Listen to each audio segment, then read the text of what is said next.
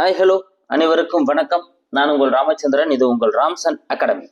நண்பர்களே, நம்ம பாருங்க சைக்காலஜி வீடியோஸ் பார்த்துட்டு இருக்கோம். அதாவது பிஓ டெட் அண்ட் பிஜிடிஆர்பிக்கு பயன்படுறதான் சைக்காலஜி டெல்டன் கொஸ்டின்ஸ் பார்த்துட்டு இருக்கோம். அதில் இன்னைக்கு நம்ம பார்க்க போகிறது வந்து பார்த்தோன்னா நுண்ணறிவு மற்றும் மாற்றுத்திறனில் 9th கொஸ்டின் தான் நம்ம வந்து பார்க்க போகிறோங்க. ஓகேங்களா? சரி, வாங்க நம்ம வீடியோக்குள்ளே வந்து போகலாம். ஸோ அது முன்னாடி நம்ம லாஸ்ட் வீடியோவில் ஒரு கொஸ்டின் கொடுத்துருந்தோம். அதுக்கான ஆன்சர் என்னன்னு பார்த்துட்டு போயிடலாம் பாருங்க. முன்னேறும் உருவத்தொடர் சோதனை யாரால் உருவாக்கப்பட்டது? ஓகேங்களா? அதாவது ப்ராக்ரெசிவ் மேட்ரிக்ஸ் டெஸ்ட் அப்படின்னு சொல்லுவாங்க. இந்த முன்னேறும் உருவத்தொடர் சோதனைகளை உருவாக்கியவர் யார் அப்படின்னு பார்த்தீங்கன்னா யாருங்க? ரேவன். டி தாங்க இதுக்கான ஆன்சர். ரேவன் அப்படின்றவர் தான் வந்து இந்த முன்னேறும் உருவத்தொடர் சோதனைகளை வந்து என்ன பண்ணியிருப்பாருங்க? உருவாக்கி இருப்பாரு. அப்போ முன்னேறும் உருவத்தொடர் சோதனைகள்னா ரேவன் தான் வரணும். அடுத்து இந்த வீடியோக்கான 10 கொஸ்டின்ஸ் பார்க்கலாம் வாங்க. அதுவும் நம்ம சேனலுக்கான புதுசாக வரீங்க அப்படின்னா நம்ம சேனலை சப்ஸ்கிரைப் பண்ணிக்கோங்க. கூட பக்கத்தில் இருக்கிற பெல் பட்டனை கிளிக் பண்ணி நோட்டிஃபிகேஷன் ஆல் அப்படின்றதையும் கொடுத்துக்கோங்க. அப்பதான் நம்ம போடுற வீடியோஸ் எல்லாமே உங்களுக்கு உடனடியாக வந்துட்டு இருக்கும். ஸோ ஃபர்ஸ்ட் கொஸ்டின் பாருங்க, கூற்றை கவனி. ஸோ 3 கூற்றுகள் கொடுக்கப்பட்டிருக்கு. இதுல எது சரி எது தவறுன்றதை ஜட்ஜ் பண்ணுங்க. ஃபர்ஸ்ட், இது ஆல்ரெடி எக்ஸாம்ல கேட்கப்பட்ட கேள்விங்க. ஆல்ரெடி எக்ஸாம்ல பொறுத்துகளை கேட்கப்பட்ட கேள்வி. அதான் நான் ஒரே கொஸ்டினா கொடுத்துட்டேன். 3 கொஸ்டினா இல்லாம நல்லா பார்த்துக்கோங்க. மனம் சார்ந்த சோதனை, அதாவது நுண்ணறிவு சோதனைகள் வந்து பார்த்தீங்கன்னா இந்தியாவில் நடத்தப்பட்ட சோதனைகள் இது எல்லாமே. மனம் சார்ந்த சோதனை எல்எஸ் ஜா, குழுவாய் மொழி சோதனை எஸ்எஸ் ஜலோட்டா, பொதுவான மனத்திறன் சோதனை பிஎஸ் ஹிண்டால்.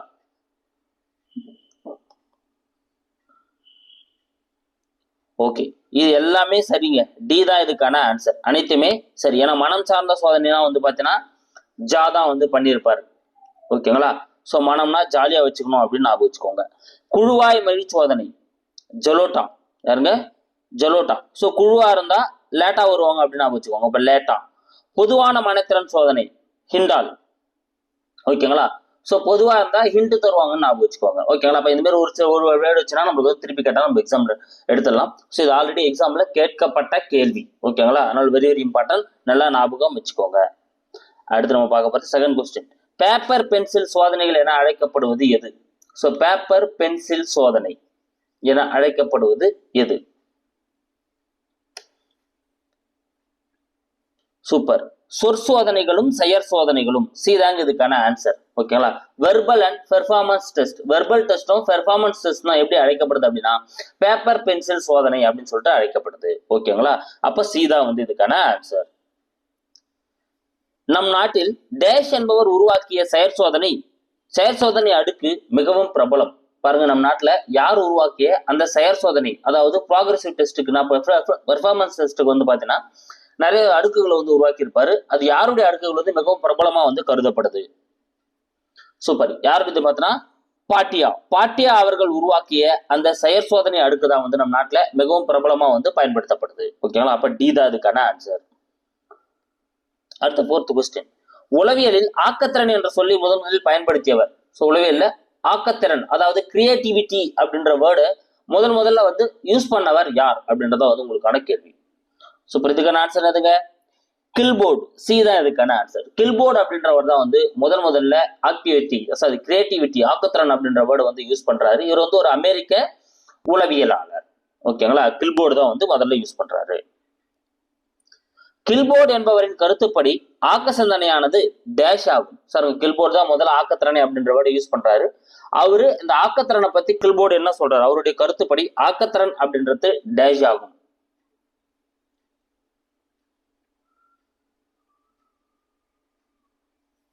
சூப்பர். ஆக்கத்திறன் அப்படின்றது வந்து பாத்தீங்கன்னா விரி சிந்தனை. பி தாங்க இதுக்கான ஆன்சர். ஆக்கத்திறன் அப்படின்றது என்னன்னு சொல்றாருங்க? விரி சிந்தனை அப்படின்னு சொல்லிட்டு கில்போர்ட் அவர்கள் வந்து குறிப்பிடுறாரு. அடுத்த 6வது கேள்வி. ஆக்க சிந்தனை என்பது 5 பண்புகளை கொண்டது என கூறியவர். ஸோ ஆக்க சிந்தனை எடுத்து பார்த்தீங்க அப்படின்னா நெகிழ்ச்சி, மாற்றுத்திறன், கருத்து வேக சரளம், முற்றிலும் புதுமை. ஓகேங்களா? ஸோ அப்போ இந்த மாதிரி வந்து 5 விதமான, அதாவது இயல்பாற்றல், நெகிழ்ச்சி, மாற்றுத்திறன், கருத்து வேகச்சரலும், முற்றிலும் புதுமை, இந்த மாதிரி 5 விதமான பண்புகளை கொண்டதுதான் வந்து ஆக்கத்திறன் அப்படின்னு சொல்லிட்டு சொன்னவர் யார் அப்படின்னா டாரன்ஸ். டி தான் அதுக்கான ஆன்சர். 5 பண்புகளை கொண்டதுன்னு சொன்னவர் வந்து டாரன்ஸ். அடுத்து 7வது கேள்வி பாருங்க. 700க்கும் மேற்பட்ட கண்டுபிடிப்பாளர்களின் ஆக்கத்திறன் செயல்பாட்டினை ஆராய்ந்து ஆக்க சிந்தனையில் 7 படிநிலைகளை குறிப்பிட்டவர். ஸோ 700க்கும் மேற்பட்ட கண்டுபிடிப்பாளர்களோட ஆக்கத்திறனை ஆராய்ஞ்சிருப்பாரு. அதை ஆராய்ஞ்சு ஆக்க சிந்தனையில வந்து ஒரு 7 படிநிலைகள் இருக்குது அப்படின்னு சொல்லிட்டு குறிப்பிட்டவர் யார்? ஸோ இப்போ யாருன்னு பார்த்தீங்கன்னா ராஸ்மேன். சி தாங்க இதுக்கான ஆன்சர். ராஸ்மேன் அப்படின்றவர் தான் வந்து என்ன பண்ணியிருப்பார், இதை வந்து குறிப்பிட்டிருப்பாரு. அடுத்த 8வது கொஸ்டின்.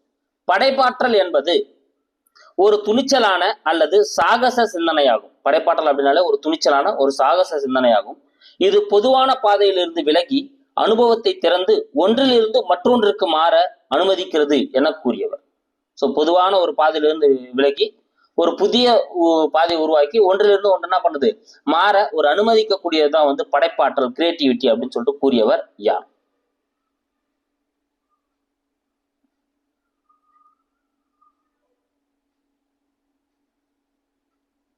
சூப்பர்.